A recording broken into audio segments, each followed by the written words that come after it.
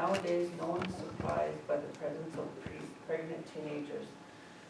My daughter had a baby at the young age of 15. She was still my baby. Many of you know someone in your family or a friend who is either the child of a teen mother or is a teen mother herself. And that is my daughter. She is still, those are all her friends. And out of 5 of those girls, I let those girls go and be part of my daughter's pregnancy all through. I made her stay in school. When she was pregnant, she played basketball until, I think until February. And we found out in like December, she finally told me. And I just let her, or I made her, stay in school. And most of us know that on a reservation, when a young girl gets pregnant, they're most likely going to drop out. But I didn't let my daughter do that. I didn't let the school wanted her to quit and get her GED or work towards her GED, but she's 15 years old. You're not allowed to get your GED till you're 16. My daughter had a baby on June 14th, 2014. 16 hours, 3 human, 1 baby, 2 families. And there he is right there. His name is Kyron Samuel Paul Kalkari. When he was born, because she was young and didn't get the proper prenatal care right away, well, he had issues with his throat when he was born. He had a hard time at feeding.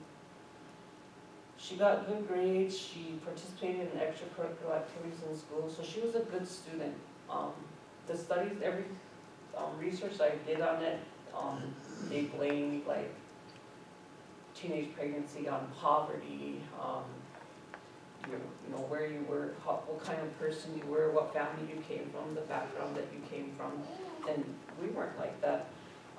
I worked, I went to school in the evening, and I raised my family. I have her and 2 boys.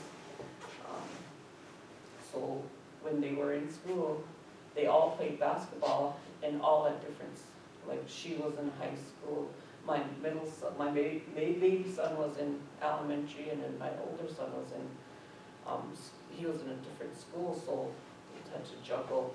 So we didn't fit that criteria, that poverty or nothing. And according to the research of when children have children, in the year 2013, 273,105 babies were born to teenage girls in the U.S. And currently they're saying that the numbers have dropped significantly since that report came out, which is good news, but they stated that they're starting to see a rise in STDs and other things like that, and that's cause for concern. I tried to do research on just the Native American population because that's where we are, but I couldn't find anything on it. And there's my daughter. She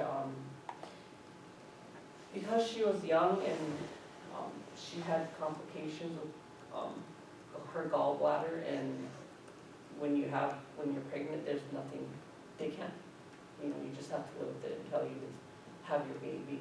Well, she suffered all that while, so when baby was born, 4 days later, I ended up having to take her to the emergency room because from that being sick with that gallbladder, gallstones, well, it affected her pancreas, and she grew a cyst the size of an orange on her pancreas. So we had to make 4 trips to Fargo, North Dakota with her. And there's just some more pictures of my grandchild. And I also found out through my research that articles were stating that at least is the background of poverty, and the numbers were high in the African Americans and the Hispanics, and I never found anything on the Native Americans.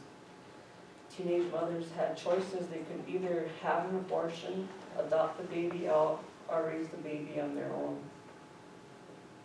Abortion sometimes led the girls to committing suicide, adoption, changing their mind, or repeating because they still didn't have guidelines for to start birth control or what could happen if we didn't. And raising the baby on their own is a financial burden. The state doesn't allow underage mothers to collect TANF or get on EBT or even WIC. You know, we tried to get my grandson on WIC under her, and they said no, because they'd have to go off of my income and my husband's, and you know, we made too much money. So I had to argue for that, and we finally did. She was finally able to get that. And you know, another thing is they can't even apply for their own house. My daughter was only 15 years old. I let her live her teenage years. She cared for the baby at night because I worked, and when I got off work, I went straight to the college and I got my 2-year degree. And I was trying to show my kids that education is important. You can't, you know, there's no, you get farther with an education than you would with just going out, having a high school diploma and going into the world. So that was my point on behind that, and these are some other pictures of her. And he had lung problems, so he was in and out of the hospital with, this one right there, he was, had pneumonia, and because he has asthma, and he's autistic. So this picture that with that rabbit, it was hard, and to this day I still have problems with him. I raised him. My daughter lives in Greeley, Colorado. She came here. These are just some pictures of him, and I'm sharing them because out of all those girls that, because that were standing there with her, none of them had a baby. Out of those 5, 4 of them did, but they all are over 18 in 2021, and they had their first kid. There's 4 out of 5 of them that have babies now. And my daughter, I made her get married to a dad, and she got her GED. She didn't finish high school. She got her GED, and I had her get married so they can come here and have housing. And she graduated with her 2-year degree in elementary education. She lives in Greeley, Colorado. She works at a daycare, and now she has a newborn baby. And while she was in school, she came home with the baby, the fake baby, and yeah, that's fine or whatever. They learn how it is to take care of her, but at that point, we don't want those girls to get to that point. We want to prevent that point.